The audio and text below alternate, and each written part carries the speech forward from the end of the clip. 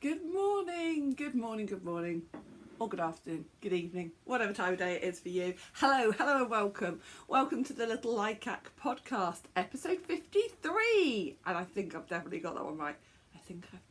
Anyway, good morning, welcome to the Little Likac podcast. My name is Amanda and I am coming to you from Derbyshire in the United Kingdom. This is a knitting and crochet podcast. So, it has been 3 weeks since I spoke to you last. Which I did say it would be because I've had 2 weekends in a row where I have been at yarn shows, and the most exciting thing about that was I was actually vending, exhibiting, selling at those 2 yarn shows, and oh my goodness me, it was just brilliant. It was just brilliant. I could not have expected or asked for half of how well it went. So yes, I did say as well I would try and do some videoing. Going to be honest, I was kind of so busy and so much in exhibitor mode that I wasn't really in podcast mode. So there is a little bit of video, and one of my helpers, Kate, was brilliant and she took some video as well. So at the end of this podcast I will add in some snippets of the videos and photos from those 2 yarn shows. So yes, the last 3 weeks, they kind of, those 2 yarn shows dominated my existence, but worth it, absolutely worth it. To be honest, you know, it is a little business that I'm running, and I am at the point where it doesn't cost me anything, and I make the money back on each thing, and I invest any money I make back into new products or new things, and you know, I can take out the cost of petrol and things like that now and everything like that, because I guess what I'm trying to say is, you know, I really admire anybody who makes it a full-time business and can survive on the money, which is great, but for me, the joy of being at those yarn shows, the joy of the pleasure and privilege of talking to people about knitting and crochet and yarn and patterns, and people just coming over. I mean, it's great if they buy something, don't get me wrong, that's just wonderful and it's validation, but it's just people coming over and having a look and admiring and saying nice things about your yarn. Even if they choose not to buy from you, it's still a real pleasure, because there's so many other people they can buy from, and I understand it myself when I go to yarn shows. I can't afford to buy something from everyone. I can't afford to buy everything that I like either, so I then have to select from the things that I like. Anyway, I feel like I'm rambling, but really I'm saying, don't get me wrong, I'm not saying nobody bought anything. People did buy and it was amazing. So thank you very much if you just attended yarn shows. Thank you if you talk to people, and thank you if anybody bought anything from me, because I was really overwhelmed, and there were a few people who also said that they watched the podcast, which was just lovely. And unfortunately I can't remember the names of everybody who did say that. I've got a couple of pictures of people, so we'll try and insert those at the end as well, but I must admit, some of it all was a little bit of a blur and so busy. So the 2 yarn shows I did was Buxton Wool Gathering, which funnily enough is in Buxton in Derbyshire. I got into that on relatively short notice. I think I still had about maybe 4-6 weeks to prep, and I used Easter holidays to do a lot of preparation for that. And that was 2 days at Buxton Pavilion. Oh my goodness, it was amazing. It was absolutely fantastic. So thank you to the organisers for giving me that opportunity, because it's quite difficult to get into Buxton and Bakewell wool gathering. So that was just fantastic. We had really high visitor numbers on both days, but what I was going to say is, although there were high visitor numbers, the space in Buxton Pavilion is really good, so it never felt really crowded. Yes, there were lots of people, but you weren't crammed like Bakewell feels a bit smaller. So although the visitor numbers were high on both days, it never felt cramped, and yeah, and just lots of lovely people came over, said hello and everything, so that was great.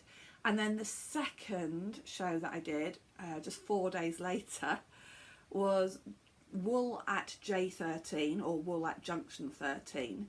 It's called that because the original farm where it was about 10 minutes off of Junction 13 of the M6 in Staffordshire. Now they actually moved venues this year, so it was a little bit further away from Junction 13, but actually it was a bit closer to my house. So I did the Buxton wool gathering the weekend of the coronation. So Saturday, the day of the coronation, I was setting up the stand. Sunday and Bank Holiday Monday, we were doing the show. I was back in school Tuesday, Wednesday, Thursday, Friday. Friday evening, I then drove down to the new venue. So yeah, we unpacked the car from Buxton on Monday night. I organised stock and everything Tuesday, Wednesday. We repacked the car Thursday night. I drove to work with the car loaded, and unfortunately work is the opposite direction for me. Work is north from where I live, half an hour, 20 miles north. Did my day at work, and then left work and then drove the 20 miles back home effectively, pretty much almost went past the house, and then carried on driving south. And yes, so wool at Junction 13 was at a place called Buxton Hall, which is kind of near Rugeley in Staffordshire, Uttoxeter, Rugeley, that area. So it's not that far from me. So yeah, then set up the stand Friday evening, came home, collapsed, and then Saturday, Sunday at the show, and then straight back at work on Monday. Yeah. Let me have a cup of coffee. I am on coffee. I'm still on coffee. I should have said the date and time, shouldn't I? It's 10 o'clock in the morning. No, 9:45 on Sunday, May the 21st. May 21st. So yes. Anyway, so a big thank you. If you ever get a chance to go to a yarn show, I really recommend going. There's such a nice atmosphere. The two that I did had quite different vibe to them as well. But the one, Wool at Junction 13, it was a smaller show, I would say. But oh my goodness me, it had such a festival vibe because they had an outdoor area that was still part of the show. And they had some catering vans and things, and they had, I mean, we were lucky, the weather was beautiful. Most of the yarn stalls were in one big marquee, and then there were some gazebos outside that had some other things, and there was a basket weaver, and I think she did a weaving workshop. They do a stash swap, they do a pattern swap, and they had outdoor eating area, and they've got a lovely little, there was an orangery there, and they had the kind of like the coffee tea shop in there. Just lovely. Just such a lovely day. So if you follow my Instagram, you would have seen I put some pictures and some video up on my stories, and I will put some videos up at the end. Okay, anyway, on with the show. I have got a couple of finished objects to show you. I have a couple of new cast-ons, and I do have purchases, because of course one of the things about going to a yarn show is you've got to support the vendors, haven't you? So I do have new purchases to show you. A couple of things to talk about from the point of view of little Likac, and yeah, shall we crack on? Okay, I'm going to start actually with a purchase, which is this mug. So I got this mug at Wool at Junction 13, or Wool at J13. The lady, the stand next to me, she was called Heather. The lady was called Heather. Her business, she's got about 2 or 3 different business names, but she was selling crochet kits for cute little amigurumi and things like that. She's a big crochet designer. She designs a lot of crochet things, including for magazines, and then she designs these little amigurumi toys and things and puts together kits, and also she sells lots of notions and gifts and postcards and mugs and things like that for knitting, crochet, or just yarn related. So this was one of her mugs, and it is actually a Staffordshire pottery mug, so it's a local made mug. It's not just sort of like a plain mug imported from China and stamped. And look at this adorable little sheep on it. with yarn in the shape of a heart, and excuse my lipstick marks. On the back it says I love you, and inside it says dear you, and that's the name of the company that sells all these little products. So she was there with her mum, we got chatting, they were really nice, really friendly. Her mum bought a skein of yarn from me and a pattern as well. She's going to knit a pair of socks for her daughter, because her daughter says more of a crocheter than a knitter, so the mum was going to knit a pair of socks. And yes, they were just really, really nice. It's so nice when you've got friendly people. On the other side of me, I had a shepherdess, or shepherd, I had a shepherd next to me. She had brought up fleeces and lots of real like products that were made directly from her own sheep down in Bristol, near Cheddar Gorge. So she was lovely as well. Opposite me was Bellica Yarns. Met the lady from there. Can't remember her name now. It might have been Jen, and I don't want to get it wrong. She was really lovely, really friendly. Yeah, got chatting to lots of people. So yes, so anyway, this mug from Dear You.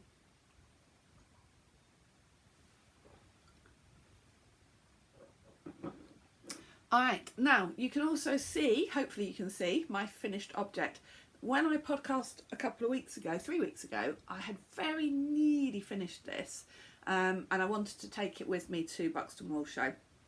And I did get it finished, and I did get it blocked. This is the Silver River Shawl by Helen Stewart. Helen Stewart is one of my favourite shawl and sock designers. She designs very feminine, floaty, pretty things generally, and that's my vibe, if I'm honest. So this is the Silver River Shawl.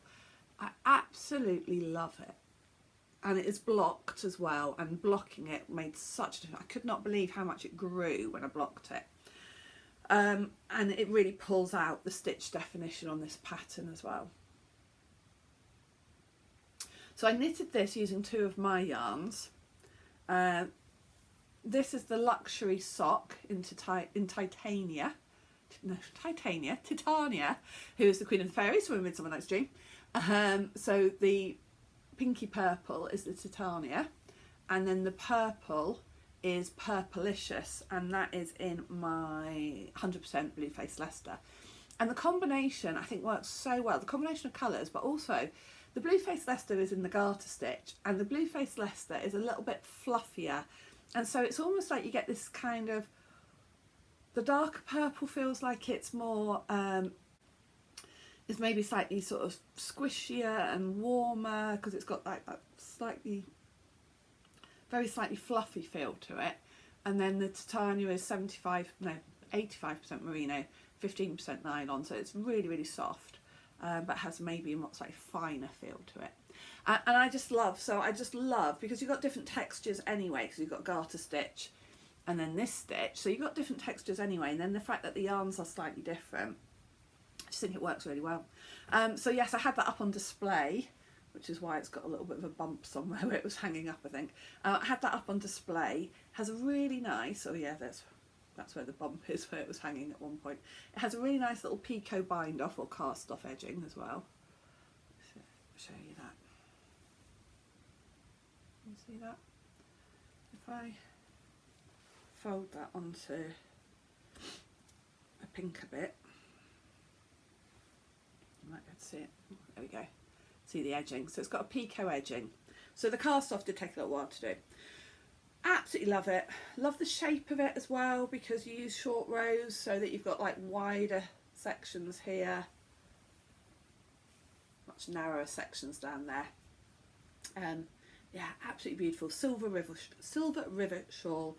And I am going to do the sales bit and say that I have got 2 skeins, I think, of the Purplicious, the Blue Face Leicester left in the shop. And there are certainly quite a few skeins of Titania. There's skeins of Titania in the luxury, and also this time as well I dyed Titania onto my Premier Silk base as well. Okay, so yeah, that's my finished object. She is beautiful. I love her. The only thing I haven't really worked out yet is the best way to wear it.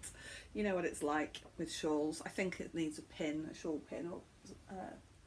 Right, so that's what I'm wearing. First finished object.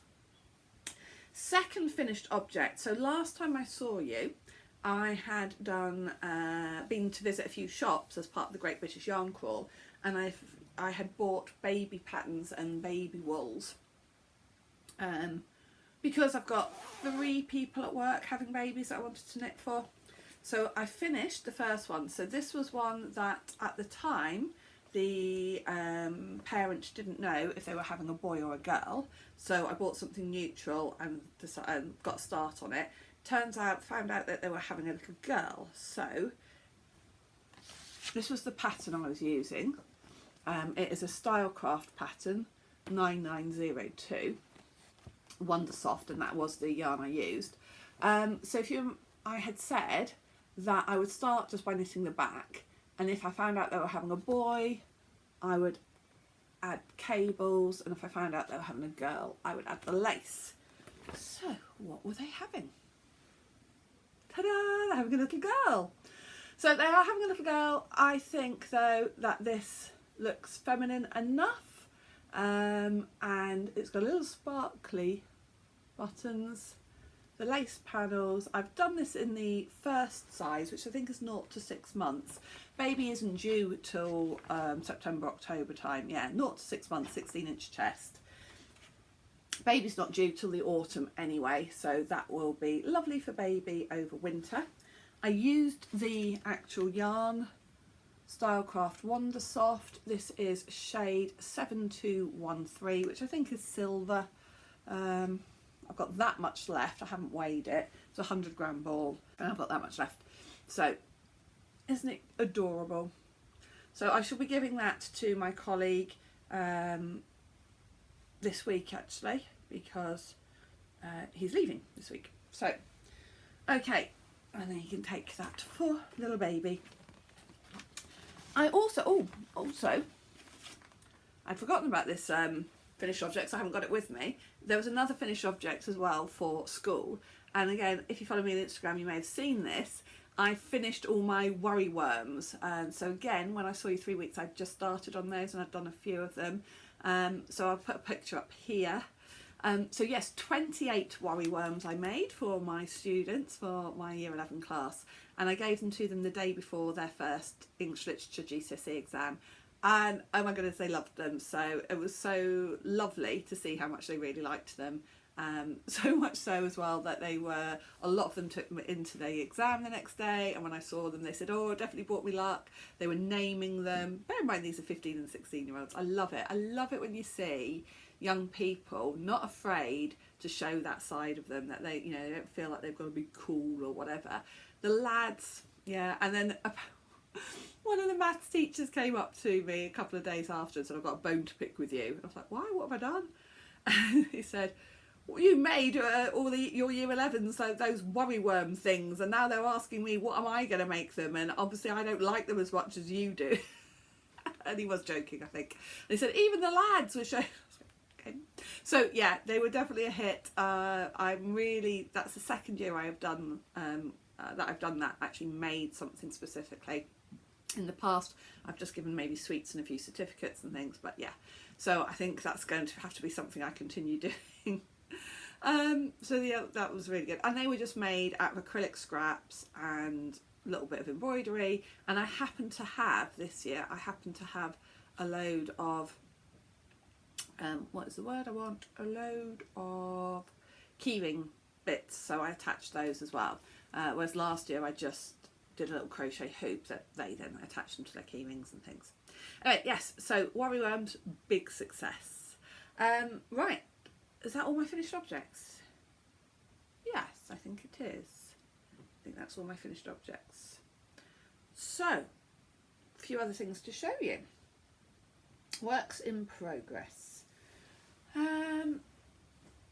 So, since I last saw you, housemate sock number 4 has had some progress.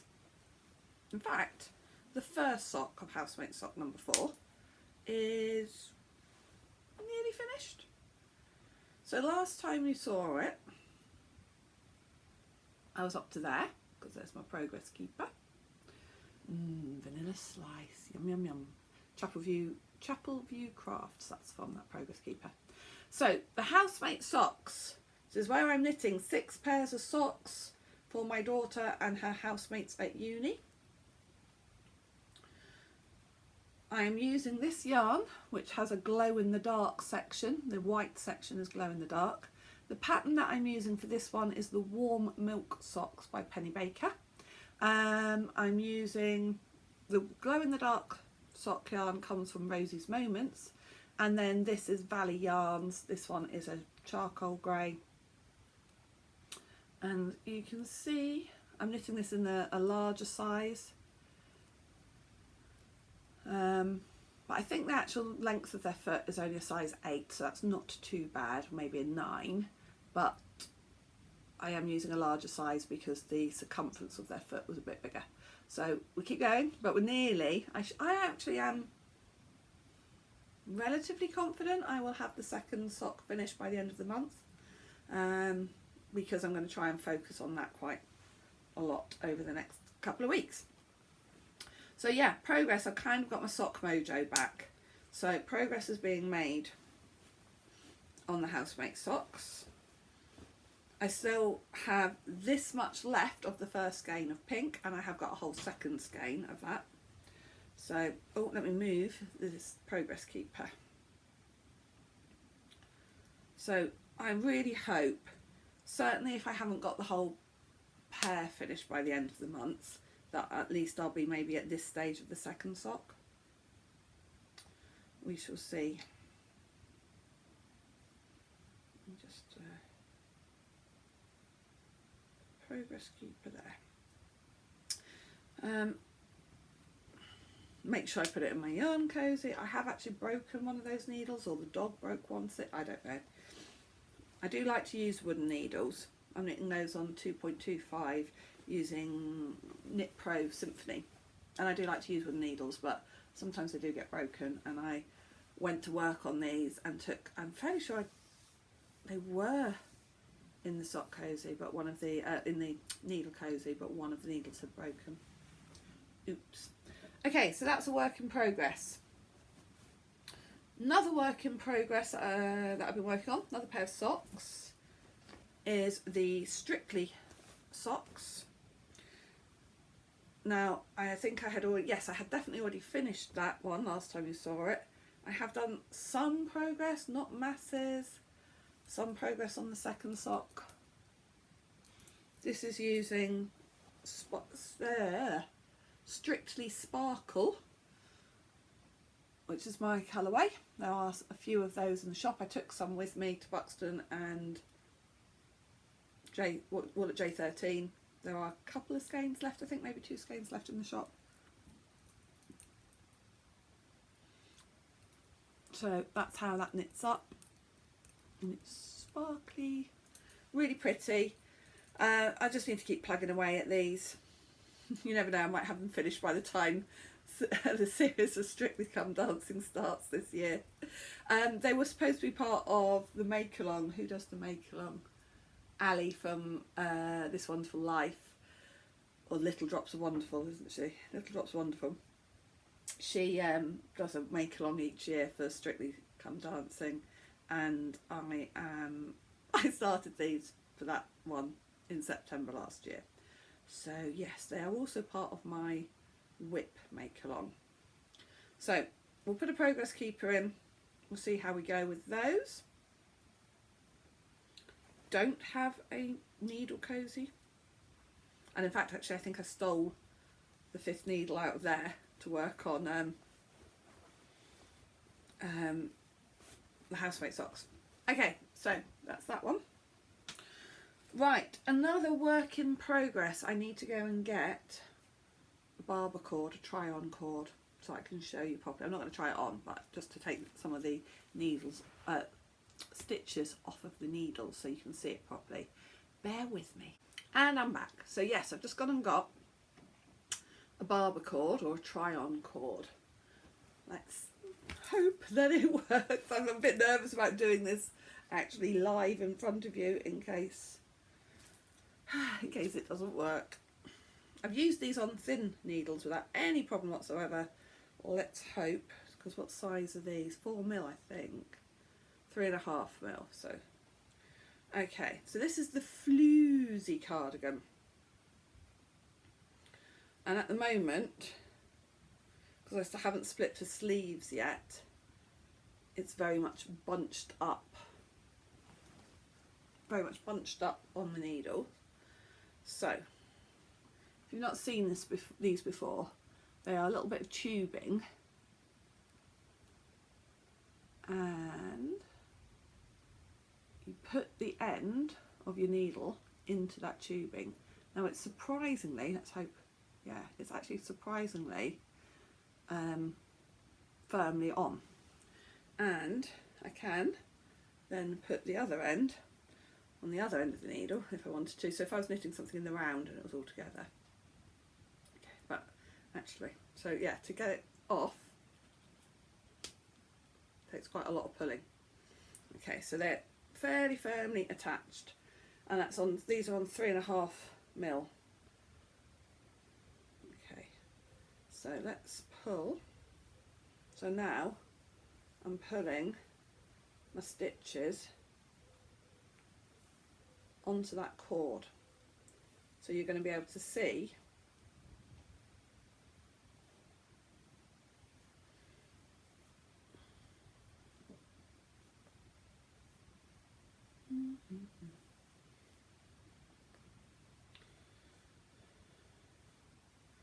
Okay, and again, I'm going to do the sales pitch because I have just started selling these as well. I took some to Buxton and wool at J13. So they are in my shop labelled as try-on cords. Okay, so I feel a little bit,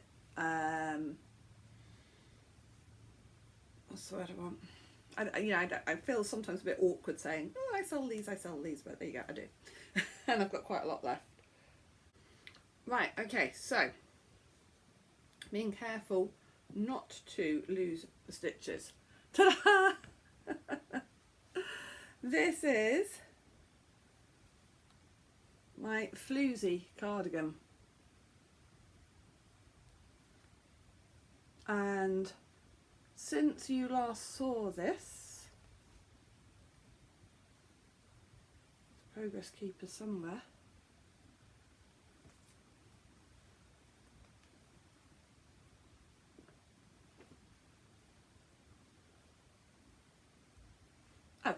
I was looking much higher up, haven't actually done that much.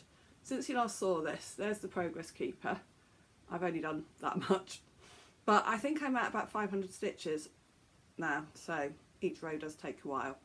I think I'm about 10 rows from splitting for the sleeves. So it's the Floozy cardigan. It is knitted back and forth, as you can see, because it's cardigan and I'm not sticking. Okay, I'm going to take that back off of the crayon cord, put them back onto the needle. Really, I've got this on a really short needle, short cord for what it is. I really need to put it on to a longer cord. So Floozy cardigan. I am making this using Debbie Bliss Rialto 4-ply, which I bought in a sale, and I'm using 3 colours, this mint green, this sort of jade teal colour, and the pale pink. I wanted to do this as a spring summer cardigan. I feel like it's going to take quite a long time to do all the stocking stitch. So once I've got the stocking stitch bit set up, I think it just needs to be a project that I just mindless one to work on and take with me to places maybe. I'm not convinced it's going to get finished this summer because I've got a couple of other summer tops that I really want to have done for when I go on holiday in August. So they are going to need to take some precedence. They're going to need to take priority if I'm going to get those done for August. So, But what I would like to do is get the colour work finished on this and split for the sleeves and body, and then it can just become a mindless knit. Anyway, that does show that the barber cords work, or try-on cords work. I don't know why some people call them barber cords. I don't even know how you'd spell that. Barber, B-A-R-B-E-R? I don't know. In my shop I've just called them try-on cords. Okay, and then to take that off, can't even get it off. There we go. And that will go back into shape. Hopefully. Yeah, it will. Yeah, you can see it's beginning to go back into shape. Right, okay. Yeah, and that end has gone back into shape.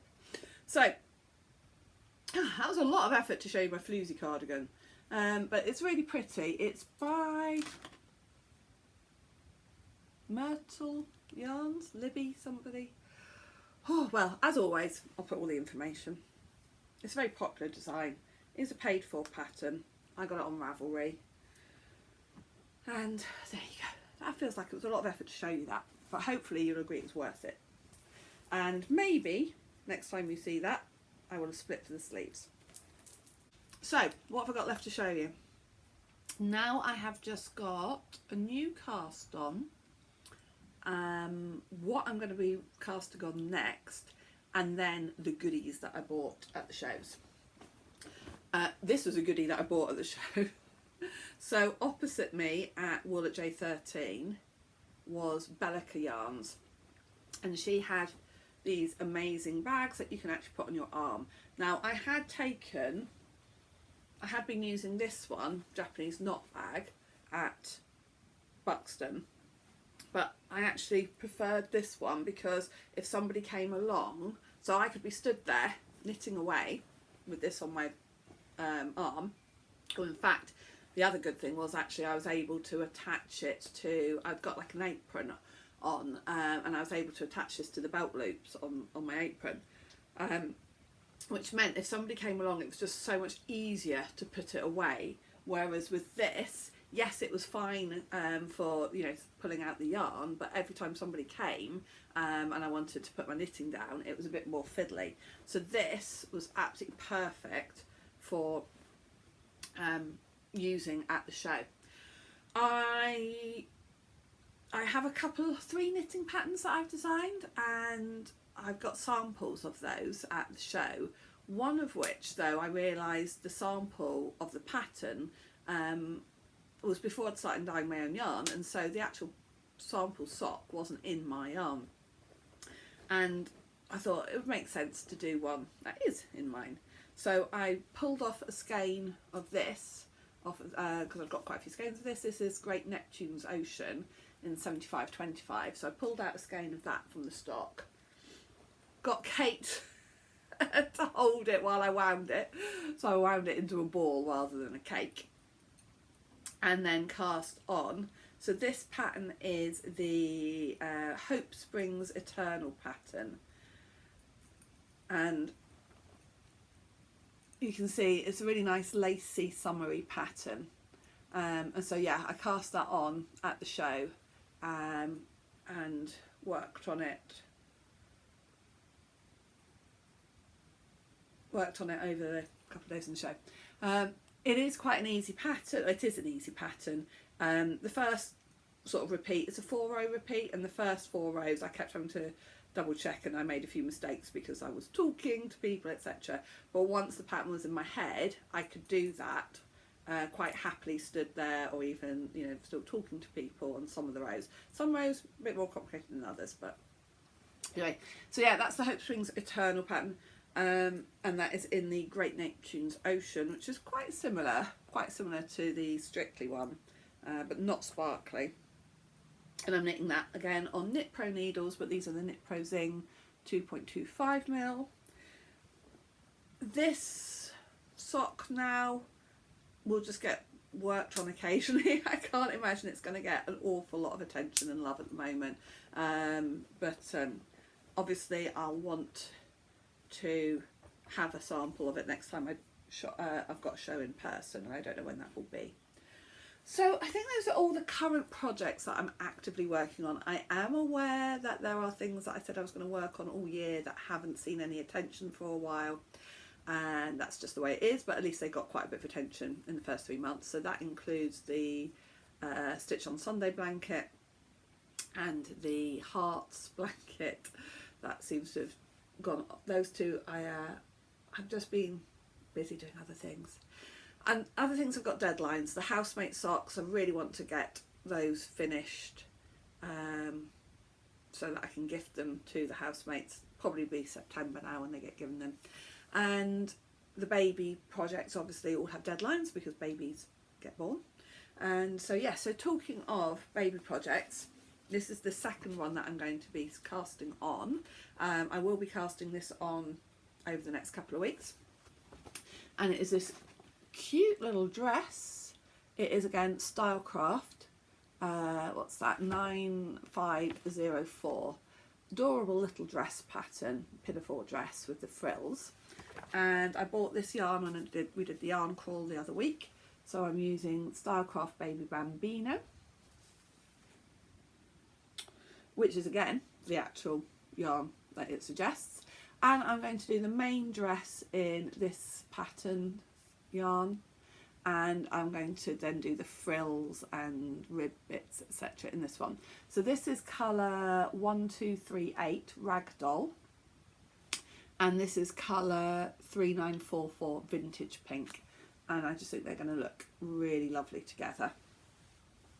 So I'm going to do the ribbing and the frills, maybe the pocket actually, the ribbing and frill and the straps all in the vintage pink, and then the main section of the dress in the stripes. I'm going to do it, now this is for a baby that is due also in September I think, but I am going to do the first size. Yeah, I'm going to do the first size 0 to 6 months. So yeah, because actually they can put a little long sleeve. It'd be fine for winter as well. Probably better for winter than summer. So that's going to be my next baby knit. Really cute. And I'd like to get that done to give to the parent of that baby. Yeah, I'd like to get that done in the next few weeks. Okay. So what else to show you? Next to show you is the purchases that I made. Oh, actually, no, this is an acquisition that I did not buy. This was a surprise acquisition. So randomly, every so often, I don't do this very often, but every so often, you know, you see competitions online and things, and I went on to, I get the Let's Crochet magazine and I get the Knitter magazine, and I think Let's Crochet, the Knitter, no, not Let's Crochet, Simply Crochet, oh who knows, anyway, Simply Knitting, the Knitter magazine I think are owned by the same company. So I think I went on to the Knitter website to enter some competitions, but they had got the Simply Knitting competitions as well on there. So I just entered everything that was available. Yeah, enter. They were just giveaway competitions. And then randomly I got an envelope come through the post, and it said, I'd thrown away the piece of paper. It just had a piece of paper that said Simply Knitting, congratulations, you are a winner. And what had I won? I had won a set of interchangeable needles. And these are from Pony. And I didn't even know Pony do interchangeable needles. I mean, in my mind, Pony are a fairly basic, standard knitting needle manufacturer. And I know that, you know, they are fine for when you first start knitting, etc. But generally speaking, most knitters maybe move away from the straight needles, etc. I didn't know that they've done circular ones. I'm guessing that it is a new product. So interchangeable pins, and also the packet that they came in is made from jute. So it does say at the top here, sustainable and for the environment. So you've got jute packaging. The pins are metal, not plastic. I'm guessing obviously the cable inside is going to be plastic.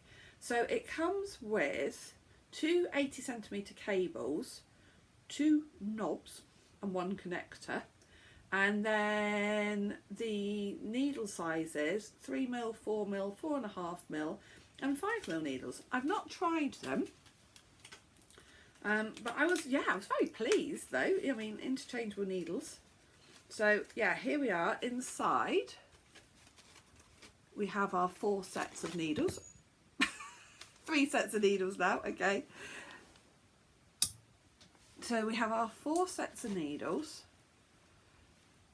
They are named, so you can see labelled. Yeah, Pony 5mm, the gold ones. Yeah, I mean, they're not going to be the best quality, are they? But they seem okay. Okay, so inside, right, so yeah, we've got the knobs, the end stoppers, and we've got two 80cm needle cables here that they've connected with a connector. So, okay, how do they connect? What I don't seem to have, okay, so it looks like you can unscrew. Right, so I can unscrew that easily enough. And you can put your needle on. I'll tell you what worries me. You know how with ChowGoo, Knit Pro, etc., you then have a little bit that you metal bit pin so that you can tighten it. There's nothing there for that. I can't see how. Okay, unscrews. I was going to say. Right. Okay. So we've got.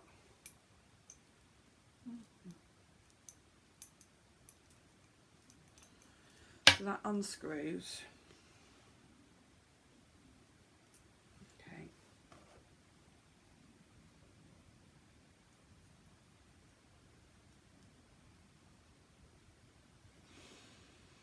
So there we go. Well, you know what? Maybe I will give these a try. I was going to say with the baby knits, but I can't because I need 3.25 and then 4mm. Well, maybe I'll. What did I say this has got? 3, 4, 4.5 and 5. Well, anyway, I'll see if I can give them a try with something. They have got, I mean, I do quite like the packaging. I think it's all quite cute, quite nicely done. There's my other cable bit gone. So we'll see. Let me put it back away. So yeah, so they were a freebie. I won those. Yeah, quite cool. So at Buxton, the stand next to me was a gentleman selling, I would say maybe end of lines and maybe factory seconds. Hard to tell exactly. He'd got quite a lot of packs of wool that had no bands on them, and they were in big packs. So I'm guessing they would be either factory seconds or end of lines, things like that. He also had loads of hanks of wool that were just labelled as 100% British wool, between 300 and 400 grams. You know, they weren't labelled up, they weren't weighed out. I think he just weighed them, and if they were between 300 and 400 grams, he put them in one pile. Between 200 and 300 grams, he put in the other. But this one was there. And a couple of people had said, oh yeah, I've bought from him before, it is really soft, it knits up really beautifully. So he only had one hank of this. It is about just over 300 grams. And I was like, I don't know what I'm going to do with it. Potentially there isn't enough there to do a full garment for me. So, and the other colours in the big hanks, I looked through, anyway, but I found this in the slightly smaller hanks, 200 grams. So I thought the two of these together, really, really pretty. No idea what I'm going to do with them, but they were very reasonably priced. They were colours that I was drawn to, and I was like, yeah, we're going with those. Something colour work, or maybe stripes, who knows. Also, I couldn't tell you actually what weight it knits up as. He said DK probably. But when I'm looking at it, I feel it's more like a sport. It doesn't look as thin as 4-ply. It doesn't look as thick as DK to me. So it needs a bit of swatching so I can work out. But I couldn't resist it. It is a little bit rustic, but not very, and I have a feeling it will probably soften with washing. So I bought those, and they were just kind of a bit of a bargain. Then I took with me this. Now this was gifted to me from America, and it is a yak base. 60% merino, 20% yak, 20% silk. And it is beautiful colours, beautiful, and it was gifted to me. And I wasn't sure what I was going to do with it with just one skein. And Hayley at Ducky Darlings also does has a yak yarn base, and she was doing a charity skein for the Marie Curie Flower Power Fund, and it was this. And I was like, oh, I wonder if I could put those two together. They're similar, but different. So then I wondered if I could do a fade. So this is what I have got.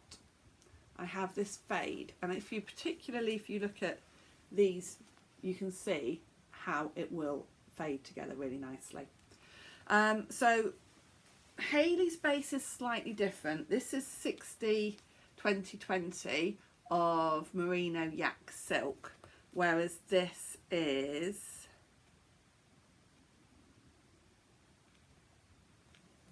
hang on, it does tell me somewhere, 70 20 10, so 70% merino, 20% yak and 10% nylon.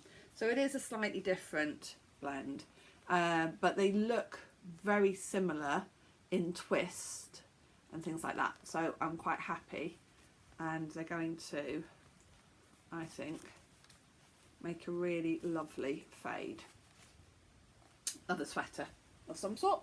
Don't know what yet. Maybe summer sorrel, something like that perhaps. Okay, what else did I get? Also at Buxton, if you remember, at Christmas time I got given a weaving loom, which is still sat there, haven't started anything with it yet. And there at Buxton there was a stall with loads of weaving gear, and I went over and I had a little look, and so the company was wonkyweaver.com, and this is the book that I got, Big Weaving on a Small Loom. Because what I found when I was trying to find anything online for using frame looms, all I was seeing were kind of things that were what they would call, like, I don't know, wall hangings and very textured and stuff like that. And I was like, that's not what I want. I want to make some fabric. So this is brilliant. It's got chapters all about the loom, etc. Now this one is a fixed loom. You can't, what's the word I want? Some of the looms have got a bit at the end where you can twist it round, etc. You can tell I don't know any of the terminology. Mine hasn't got that yet, so I am going to be still, what's the word I want? Limited to the length of the piece of cloth I make. So yeah, you can see with some of them you can turn it and make a longer piece. Can't do that on mine, but my plan is to maybe try and make something that could be like a table mat or something like that, or tea towel type size, and just practice really, and practice getting some different effects and patterns. I mean, I want to be able to do things like that, and I have no idea how to do that. So I think this is going to be a great starter for me, and then if I do enjoy it and get into it, I can then look at getting one of those looms, is it called a heddle loom, where you can actually wind on. So here's what the blurb says. Have you ever wished you could extend your basic frame loom to weave just that little bit longer? With this book, Fiona Daly shows you how to create 8 beautiful, impactful projects with the use of a simple small loom with a long rotating warp. So hopefully that will get me started, and then I can look at maybe getting a loom which has got the extended bit. So yeah, so Fiona Daly, lovely book. hopefully that's going to give me some inspiration and teach me how to do some different patterns and things with weaving.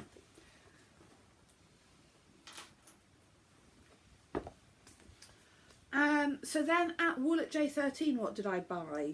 So I went round a few times and there were quite a few things that caught my eye. There was a lady who creates gradient yarns.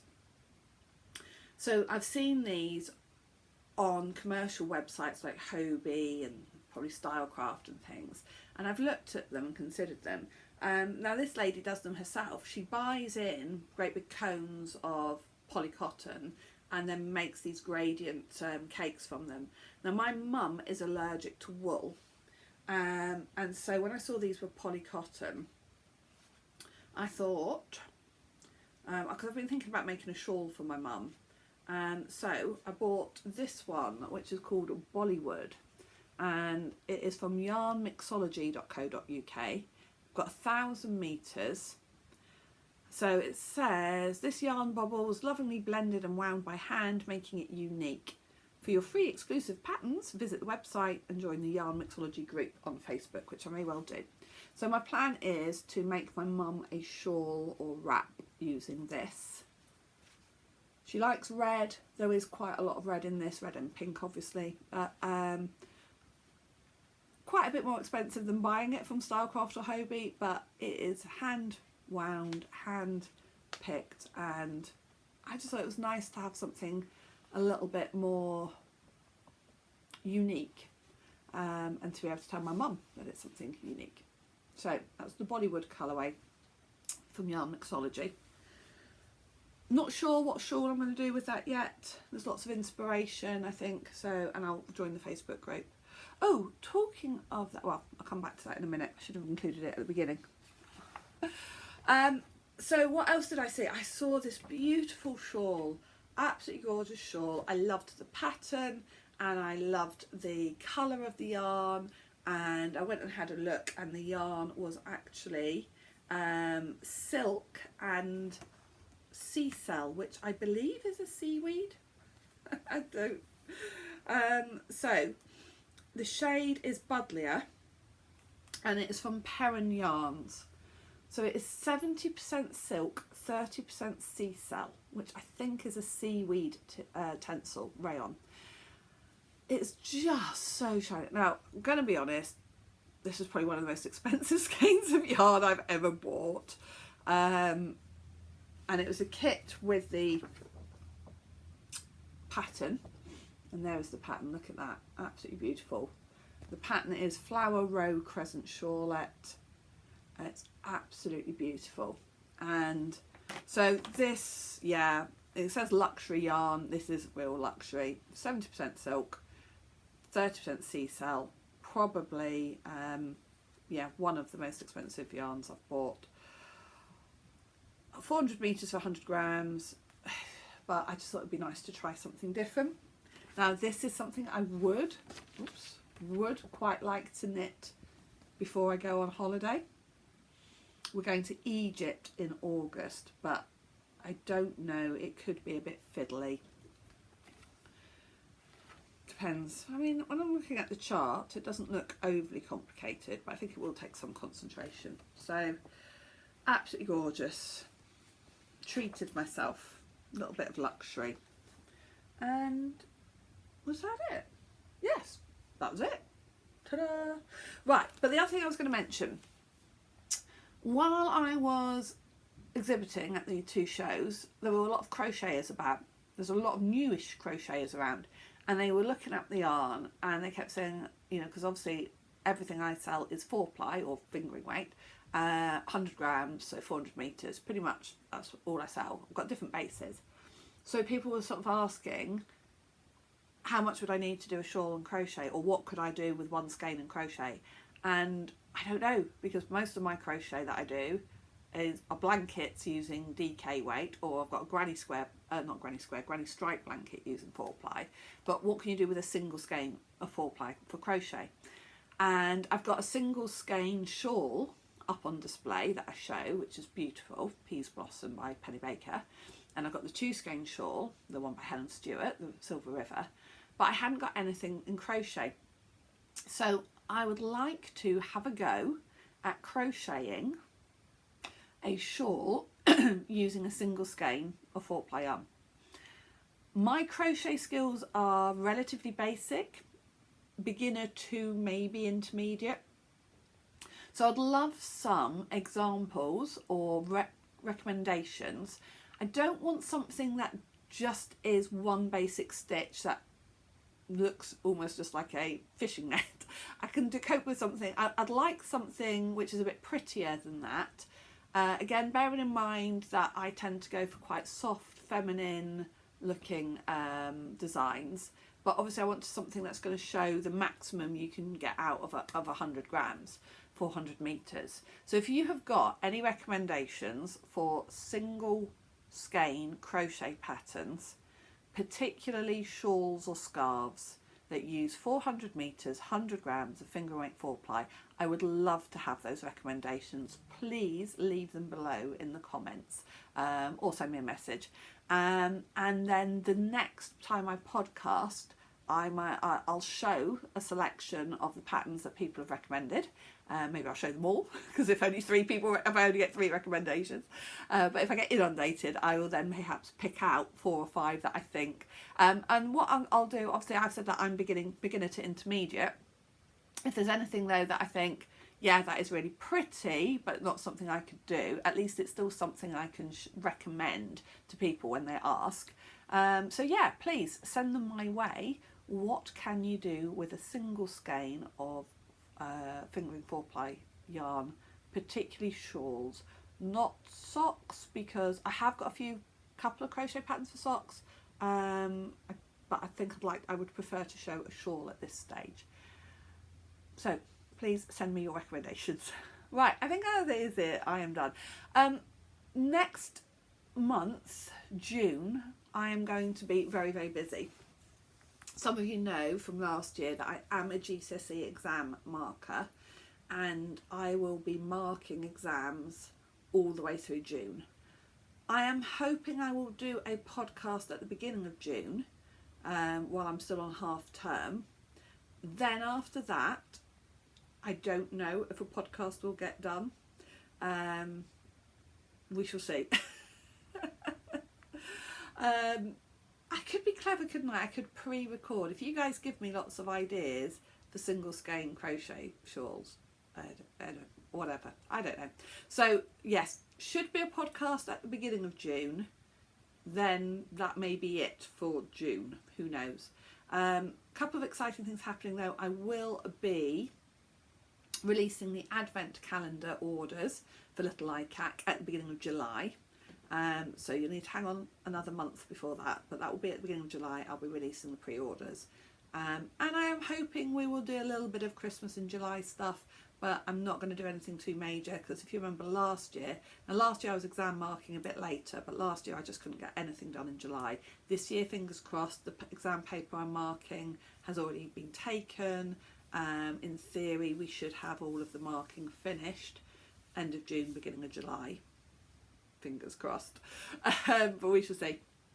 So yeah, if I'm a bit quiet in June, that is why. But I'm doing all the preparation, all the setting up of that over the next week or so, and then I will be into heavy exam marking. So bear with me. Life is busy, but life is fun. And thank you for watching if you got this far. It's a long one today. Sorry about that. Thanks for watching. Bye.